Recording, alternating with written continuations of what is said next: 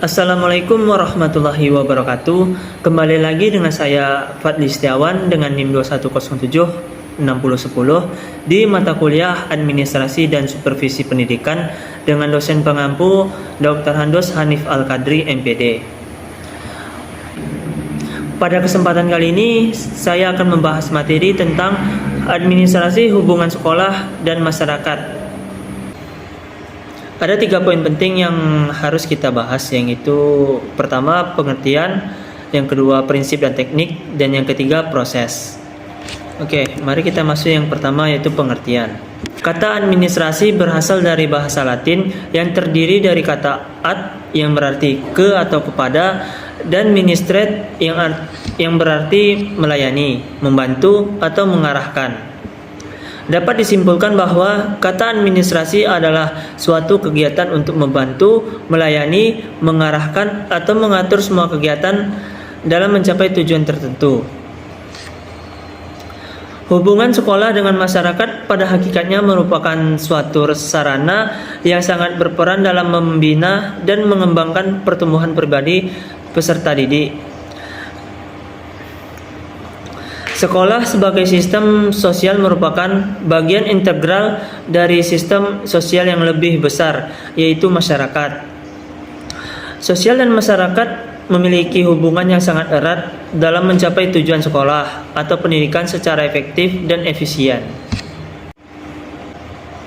Begitu juga sebaliknya, sekolah juga harus menunjang pencapaian tujuan atau pemenuhan masyarakat, khususnya kebutuhan pendidikan, sehingga jelaslah antara sekolah dan masyarakat harus dibina suatu hubungan yang harmonis. Berikutnya poin yang kedua, yaitu prinsip dan teknik administrasi hubungan sekolah dan masyarakat.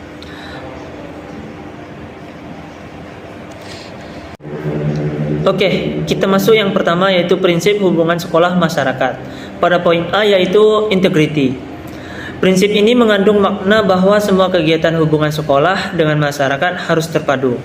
Dalam arti, apa yang dilaksanakan, disampaikan, dan disuguhkan kepada masyarakat harus informasi yang terpadu antara informasi kegiatan akademik maupun informasi kegiatan yang bersifat non-akademik. Berikutnya pada poin B, yaitu continuity. Pada prinsip ini berarti bahwa pelaksanaan hubungan sekolah dengan masyarakat harus dilaksanakan secara terus-menerus. Jadi pelaksanaan hubungan sekolah dengan masyarakat tidak hanya dilakukan secara insidental atau sewaktu-waktu. Misalnya 1 kali dalam 1 tahun atau 1 kali dalam 1 semester. Atau hanya dilakukan sekolah saat meminta bantuan keuangan kepada orang tua atau masyarakat. Kemudian pada poin C, yaitu simplicity. Pada prinsip ini menghendaki agar dalam proses hubungan sekolah dengan masyarakat yang dilakukan baik komunikasi personal maupun komunikasi kelompok, pihak pemberi informasi dapat menyederhanakan berbagai informasi yang disajikan kepada masyarakat. Selanjutnya pada poin D, yaitu coverage, yaitu kegiatan pemberian informasi hendaknya menyeluruh dan mencakup semua aspek, faktor atau substansi yang perlu disampaikan dan diketahui oleh masyarakat. Misalnya program ekstrakurikuler, kegiatan kurikuler, dan remedial teaching, serta lain-lain.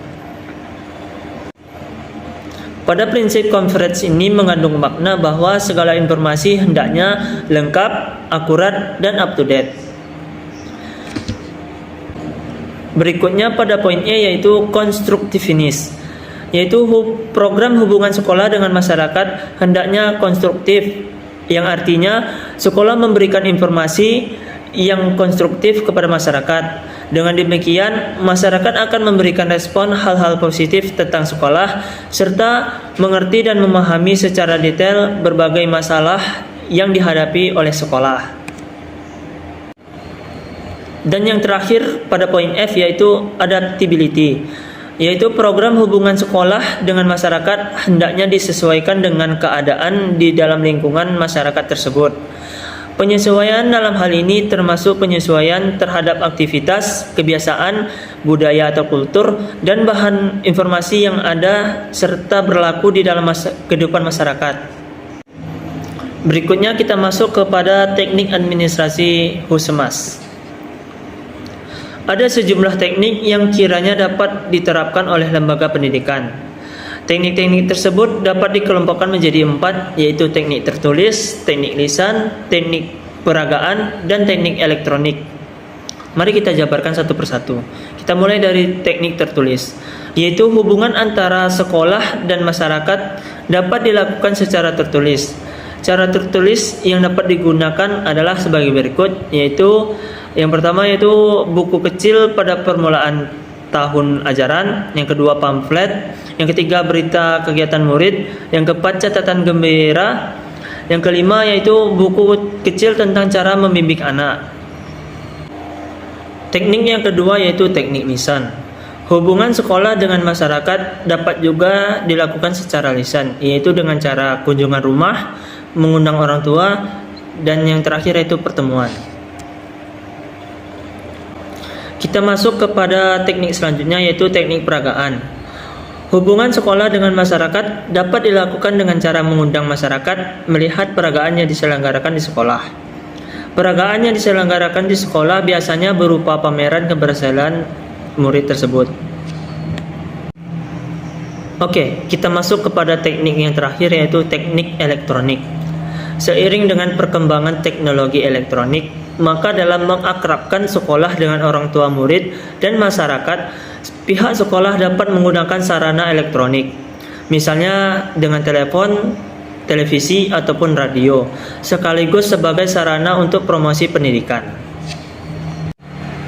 Selanjutnya kita masuk ke poin materi yang ketiga yaitu proses administrasi hubungan sekolah dan masyarakat. Yang pertama yaitu penyusunan program. Penyusunan program Husemas memperhatikan dana yang tersedia, ciri masyarakat, daerah jangkauan, sarana atau media, dan teknik yang akan dilakukan dalam mengadakan hubungan dengan masyarakat. Jika perencanaan tidak memperhatikan hal-hal tersebut, dikhawatirkan kegiatan tersebut tidak akan mencapai sasaran yang diinginkan. Yang kedua yaitu pelaksanaan atau pengorganisasian. Pada dasarnya, semua komponen sekolah atau pelaksanaan Husemas. Oleh karena itu, tugas-tugas mereka perlu dipahami dan ditata, sehingga penyelenggaraan Husemas dapat berjalan efektif dan efisien. Dalam pelaksanaan Husemas, perlu diperhatikan koordinasi antara berbagai bagian dan kegiatan, dan di dalam penggunaan waktu perlu adanya sinkronisasi. Yang ketiga yaitu pengawasan. Pengawasan pada administrasi hubungan sekolah dan masyarakat dapat berupa evaluasi. Husemas dapat dievaluasi melalui 2 kriteria yaitu efektivitas, yaitu sejauh apa tujuan tercapai, dan yang kedua yaitu efisiensi, mengenai sumber daya dan potensi dengan baik. Poin materi terakhir yaitu tentang peran personil sekolah dalam administrasi Husemas. Guru merupakan kunci penting dalam kegiatan Husemas di sekolah menengah. Ada beberapa hal yang dapat dilakukan guru dalam kegiatan Husemas itu, yaitu yang pertama, membantu sekolah dalam melaksanakan teknik-teknik Husemas. Yang kedua, yaitu membuat dirinya lebih baik lagi dalam bermasyarakat. Dan yang ketiga, yaitu melaksanakan kode etiknya. Oke, jadi kesimpulan pada materi kali ini yaitu hubungan sekolah dan masyarakat merupakan 2 jenis lingkungan yang berbeda, yang sangat penting dalam pendidikan, sehingga keduanya tidak dapat dipisahkan, bahkan saling membutuhkan, khususnya dalam upaya mendidik generasi muda.